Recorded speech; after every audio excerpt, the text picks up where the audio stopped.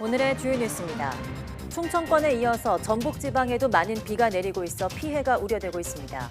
내일까지 충청 북부에 150mm 이상, 전북과 경북 북부에 최고 100mm의 많은 비가 내릴 전망입니다. 코로나19 신규 확진자는 13만 7천여 명으로 전날보다 소폭 줄었습니다.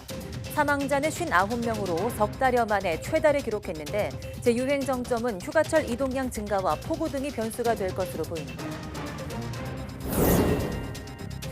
국내에서 자체 개발한 첫 코로나19 백신인 SK바이오사이언스 백신이 본격적인 생산에 들어갔습니다. 이 백신은 곧 국가 검증을 거쳐 이르면 이달 안에 공급될 예정입니다.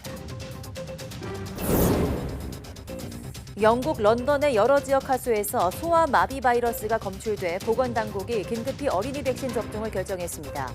영국에서는 지난 2003년 소아마비 퇴치를 선포했으며 런던에서 소아마비 바이러스가 나온 것은 1984년 이후 처음입니다. 국내 연구진이 인공지능을 이용해서 기포의 모양으로 가짜 양주를 식별하는 기술을 개발했습니다. 액체에 다른 액체가 섞이면 기포의 모양과 움직임이 바뀐다는 점을 활용했는데 기름이나 꿀 등 다른 액체도 검증할 수 있습니다.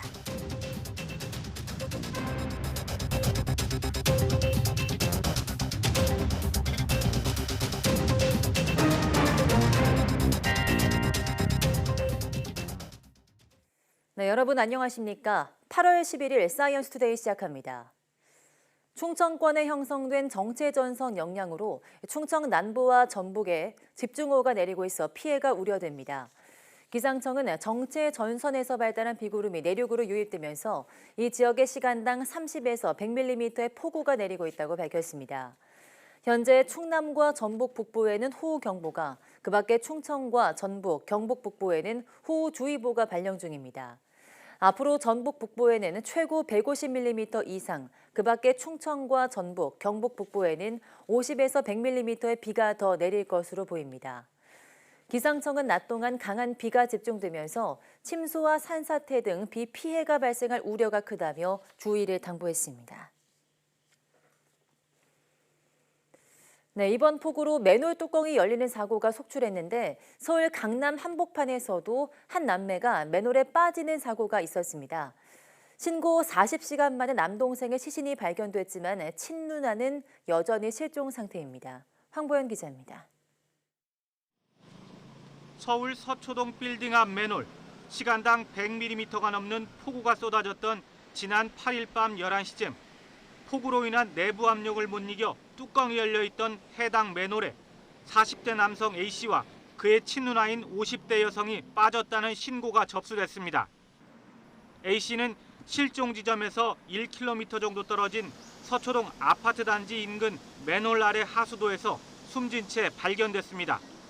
신고 접수 40시간 만이었습니다. 실종 당시 폭우로 인해 하수도의 급류가 강해 수색 작업이 늦어졌다는 게 소방당국의 설명입니다. 처음 같은 경우 맨홀 수색에 있어서는 그 급류가 너무 세가지고 그 진입을 하지 소방기에는 못했습니다. A씨의 친누나는 여전히 실종 상태입니다. 소방당국은 A씨의 친누나가 하수도를 따라 한강까지 떠내려갔을 가능성이 있다고 보고 하수도가 끝나는 반포천 일대까지 범위를 넓혀 수색 작업을 진행하고 있습니다. 한강 쪽도 수색을 하고 있어요. 한강이랑 반포천 쪽으로 둘 다 양방향으로 수색 중이에요. A씨 남매가 실종됐던 밤 서울 서초동의 또 다른 빌딩 두 곳에서도 각각 40대 남성과 50대 남성이 지하층으로 휩쓸려 내려갔다는 신고가 접수돼 수색 작업이 진행되고 있습니다. YTN 황보현입니다. 네, 이번 집중호우로 도로가 끊기거나 차단돼 고립되는 마을이 생겼는데요. 비가 잦아들면서 다시 진입로는 뚫렸지만 완전한 복구까지는 시간이 더 필요해 보입니다. 김철희 기자입니다.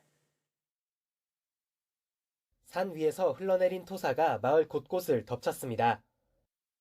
도로 위에는 토사와 각종 잔해가 어지럽게 널브러져 있고 주차된 차량은 진흙 범벅이 됐습니다. 산사태로 연결로가 끊기면서 마을 주민들이 고립된 건데 지자체와 마을 주민들이 온종일 복구 작업을 펼친 끝에 겨우 진입로를 확보했습니다. 범복리 마을회관까지 일단 길은 확보가 돼 있는 상태고 지금 현재 작업 중에 있는 걸로는 알고 있는데요. 하지만 전기와 수도, 통신은 여전히 완전히 복구되지 않았습니다. 길어지는 고립에 마을에 갇히다시피 한 주민들 불편은 커지고 있습니다. 전기하고 핸드폰이 안 돼요. 전기가 안 들어와 지금.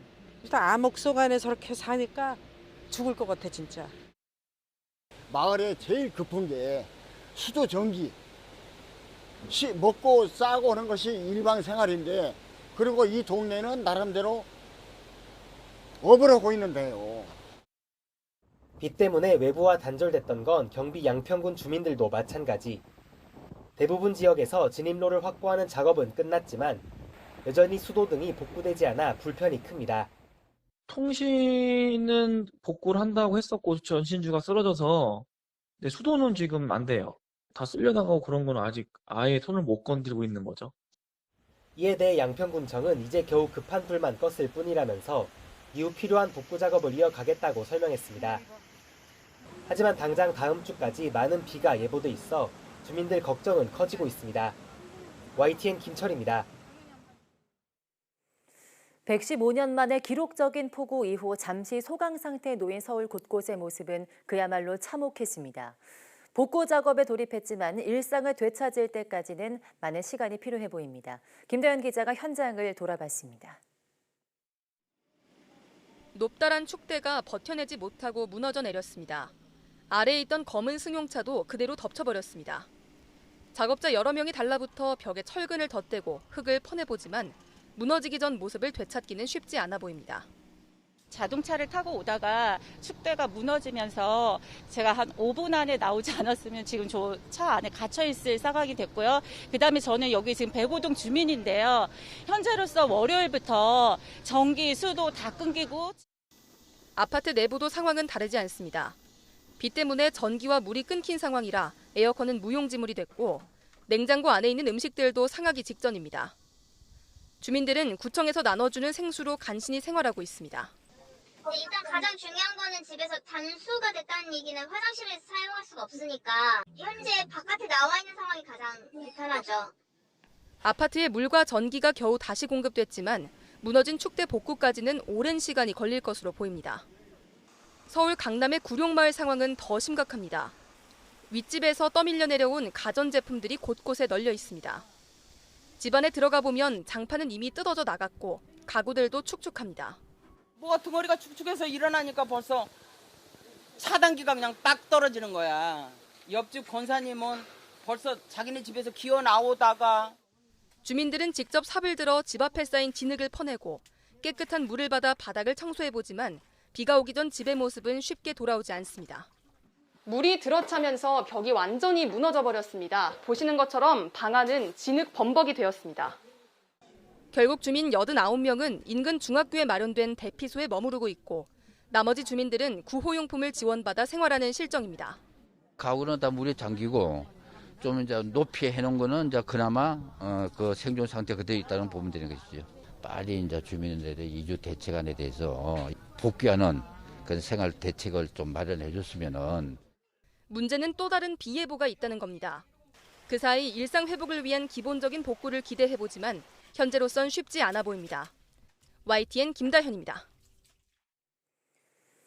기록적인 폭우에 집중 피해를 입은 수도권 지역 수해 복구 작업에 육군 장병들도 나섰습니다.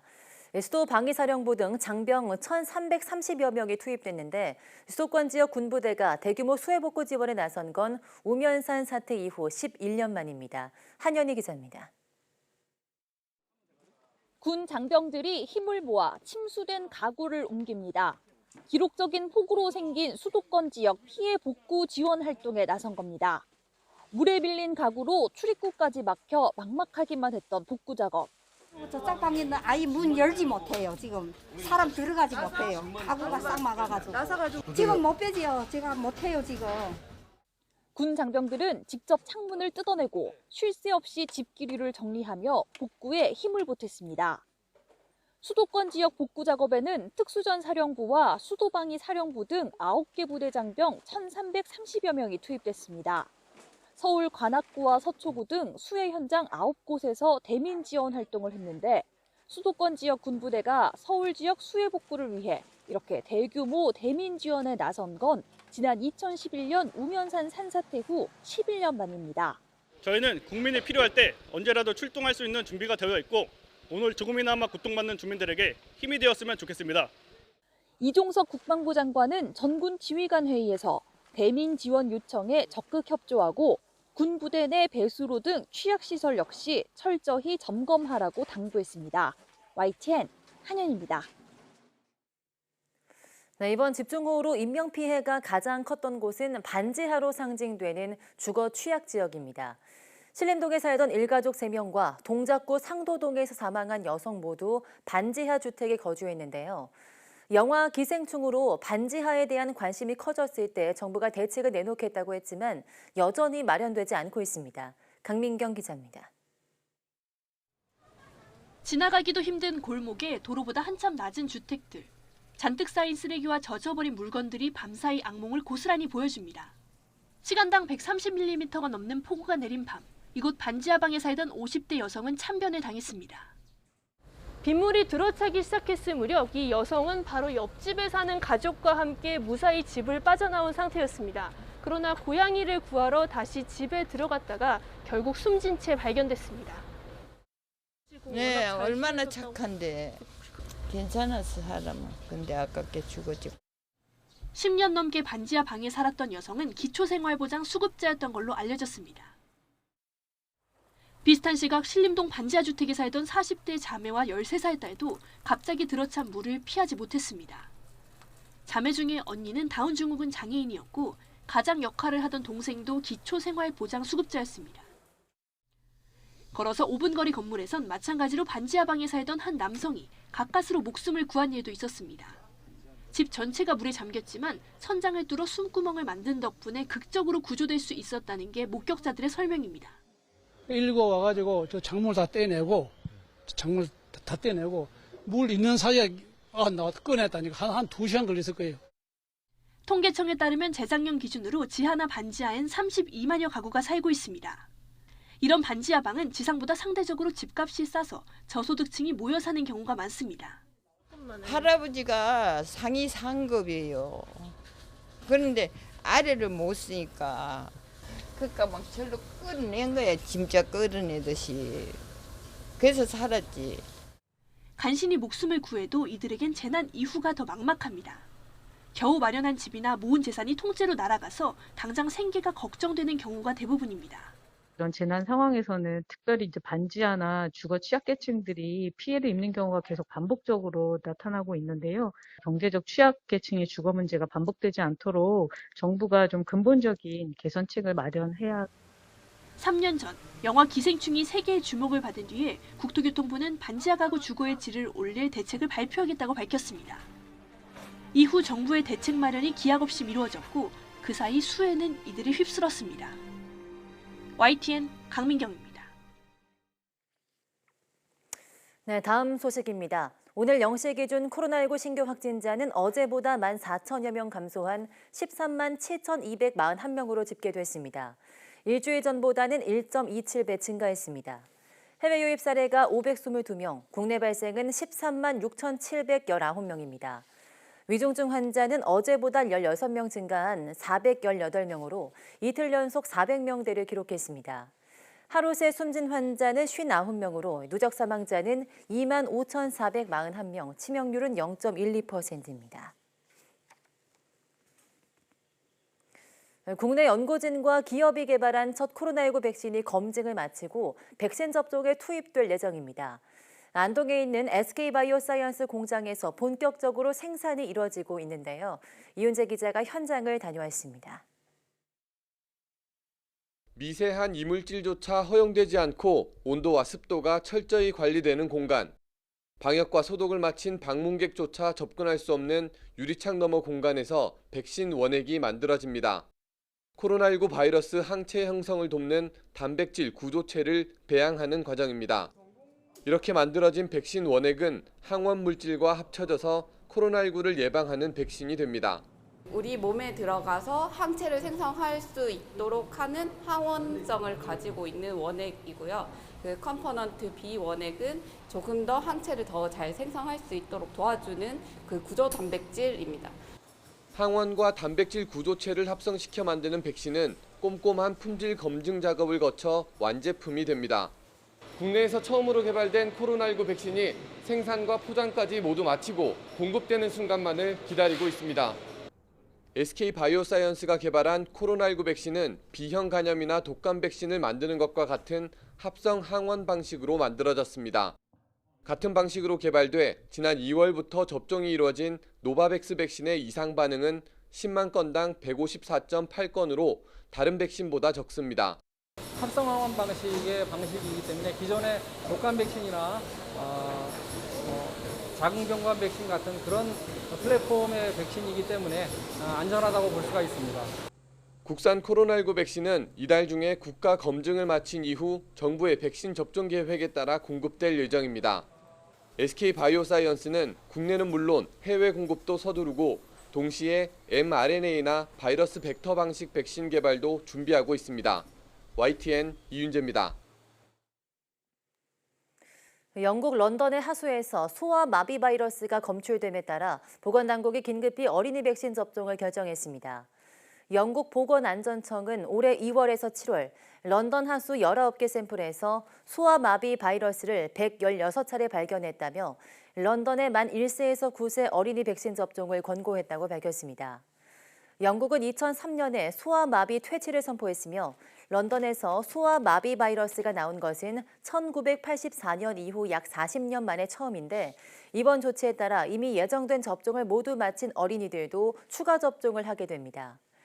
소아마비는 전염성이 매우 강한 바이러스성 질병으로 대체로 아무 증상 없이 지나가지만 일부는 독감처럼 고열과 근육통 등을 앓게 되며 팔다리가 마비되는 후유증도 낮은 확률로 발생합니다.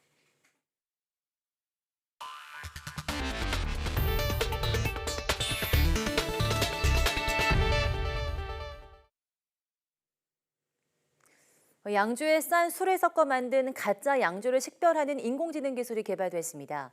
가짜 양주뿐 아니라 가짜 기름이나 벌꿀 등에도 적용되는 기술인데요. 이 기술이 앱 형태로 개발된다면 실생활에서 소비자 피해를 막는 데 큰 도움이 될 것으로 보입니다. 보도에 최소라 기자입니다. 당국이 적발한 가짜 술 제조 현장입니다. 비싼 양주병에 값싼 술 등 불순물을 담아 라벨을 붙이고 열을 가했더니 감쪽 같습니다. 이 같은 가짜 양주를 유통하는 범죄는 매년 나오고 있지만 뿌리 뽑히지 않고 있습니다. 연세대와 싱가포르 국립대 공동연구진이 이런 문제를 해결할 인공지능 기술을 개발했습니다. 액체를 흔들 때 생기는 기포에 주목했습니다. 액체에 다른 액체가 조금만 섞여도 액체 고유의 점도, 밀도, 표면 장력이 변해 기포의 특성에도 영향을 준다는 점에 착안했습니다. 점도가 높은 꿀은 기포가 느리게 움직이지만 점도가 낮은 술은 기포가 빠르게 움직입니다. 양주를 뒤집어 병 내부에 생긴 기포를 촬영하고 프로그램에 넣었더니 진품이라고 뜹니다. 인공지능이 진품 양주 기포의 가로 세로 비율과 지름, 속도를 여러 건 학습해 얼마나 일치하는지 분석한 겁니다. 양주 원액을 덜어내고 물을 섞어 가짜 양주를 만들고 기포를 촬영했더니 위조라고 나타납니다. 물론 10% 정도부터 저희 시스템이 이것을 가품이다라고 발견할 수 있었고요. 그리고 30% 정도 섞었을 때부터는 보통 한 90에서 95% 정도의 정확성을 나타냈습니다. 연구팀은 비싼 올리브유에 땅콩 기름이나 옥수수 기름을 섞거나 벌꿀에 저렴한 시럽을 섞은 경우에도 높은 정확도로 위조 여부를 판별하는 데 성공했습니다.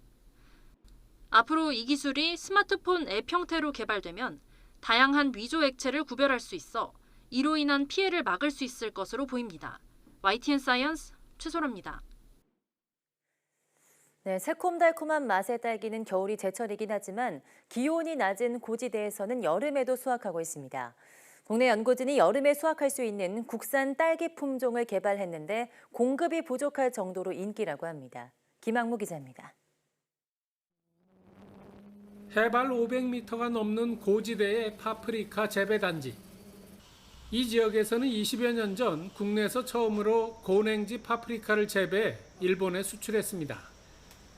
하지만 최근 엔화 약세에다 유류비 증가로 어려움이 이만저만 아닙니다. 엔저 현상하고 예를 들어서 수출하고 국내 또 생산량이 늘어남으로 해서 농가 경영이 어려워서 두 사람밖에 지금 없는 여건입니다. 이 때문에 파프리카 대신 여름 딸기를 재배하는 농가가 늘고 있습니다. 이 농가도 올해부터 파프리카를 재배하던 비닐하우스에서 딸기를 재배하기 시작했습니다. 국산 품종인 미하 딸기를 재배하는데 외국의 여름 딸기 품종보다 생산량이 2배 이상 많고 과실이 단단해 유통도 편리합니다. 파프리카를 재배할 때보다 수익이 40% 정도 더 늘 것으로 기대됩니다. 광열비가 일단 절감이 되기 때문에 이게 이제 수익성이 더 낮다고 보고 여름 딸기를 하게 되었습니다. 저한테 수익은 더 많다고 봅니다. 파프리카보다. 현재 경남 합천과 강원도 평창, 전북 무주 등 고지대에서 생산한 여름 딸기는 계약 재배를 통해 전량 제과업체로 판매됩니다. 제과점이라든지 디저트 카페가 늘어나고 있습니다. 또한 이 시기에 딸기 가격도 굉장히 높기 때문에 그 여름 딸기가 수요에 비해서 공급이 좀 딸리고 있기 때문에 이 고소득 작물로서 농촌진흥청은 오는 9월과 10월에 여름 딸기를 동남아로 수출하는 등 해외 시장에도 본격적으로 진출할 계획입니다. YTN 김학무입니다. 테슬라 전기차의 자율주행 기능이 어린이 보행자를 제대로 감지하지 못한다는 실험 결과가 나왔다고 영국 일간 가디언이 9일 보도했습니다. 민간단체인 돈 프로젝트는 최근 몇 차례 테스트에서 테슬라의 완전 자율주행 소프트웨어 최신판이 평균 시속 40km의 속도에서 정지해 있는 어린이 크기의 마네킹을 식별하지 못했다고 주장했습니다. 돈 프로젝트 관계자는 매우 불안하다. 미국에서 어린이들이 심각한 위험에 노출돼 있다면서 테슬라 자율주행에 제한이 필요하다고 강조했습니다. 2달 연속 6%대 기록을 한 소비자 물가가 집중호우까지 겹치면서 24년 만에 연간 5%를 넘어설 가능성이 커지고 있습니다.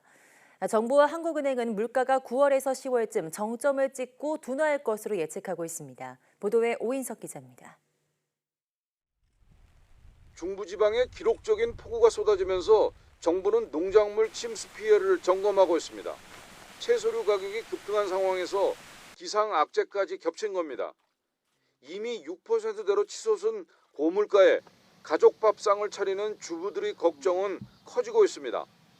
야채도 많이 먹고 해야 아이들한테 더 건강에 도움이 많이 될 텐데 쉽게 살 수 없으니까 아무래도 아이들 건강에 많이 걱정이 되죠. 지난달 농산물 가격은 1년 전보다 8.5%나 올랐습니다. 특히 배추가 72.7%, 오이와 상추, 시금치도 60에서 70% 상승했습니다. 비상이 걸린 올해 소비자 물가는 24년 만에 연간 5%대를 웃돌 가능성이 커지고 있습니다. 1월에서 7월까지 이미 4.9%나 올라 8월 이후 물가가 전월과 같거나 떨어지지 않는 이상 올해 물가 상승률은 5%를 넘을 전망입니다. 연간 물가 상승률이 5%를 넘는 건 외환위기 때인 1998년 이후 24년 만입니다. 글로벌 금융위기가 닥친 2008년 물가 상승률은 4.7%였습니다. 한국개발연구원 KDI가 실시한 설문조사에서 경제 전문가들은 올해 연간 물가 상승률을 5.1%로 예측했습니다. 정부와 한국은행은 9월에서 10월쯤 물가가 정점을 찍고 둔화할 것으로 전망하고 있습니다. 최근 국제 유가가 배럴당 90달러 안팎으로 떨어지고 우크라이나산 곡물 수출이 재개되면서 7월 세계 식량 가격 지수는 14년 만에 가장 큰 폭으로 전월보다 하락했습니다. 정부는 물가, 민생 안정을 최우선에 두면서 민간 경제 활력 제고 노력도 병행 추진해 나가겠습니다. 이른 추석을 앞두고 농축수산물에 대한 수요가 집중되는 가운데 10월부터 전기요금이 추가로 오르고 우크라이나 전쟁 장기화 등 대외 불확실성도 여전히 커 연말까지 고물가 행진은 계속될 것으로 전망됩니다. YTN 오인성입니다.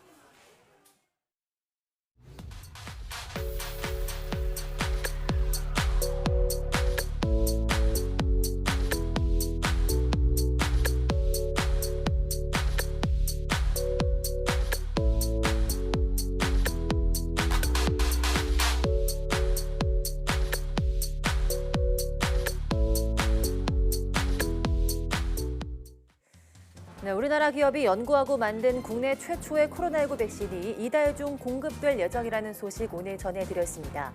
현재 안동에 있는 SK바이오사이언스 공장에서 본격적인 생산에 돌입했다고 하는데요. 오늘 오후 사이언스투데이 바이오위클리에서 이 내용 취재 기자와 함께 이야기 나눠보겠습니다.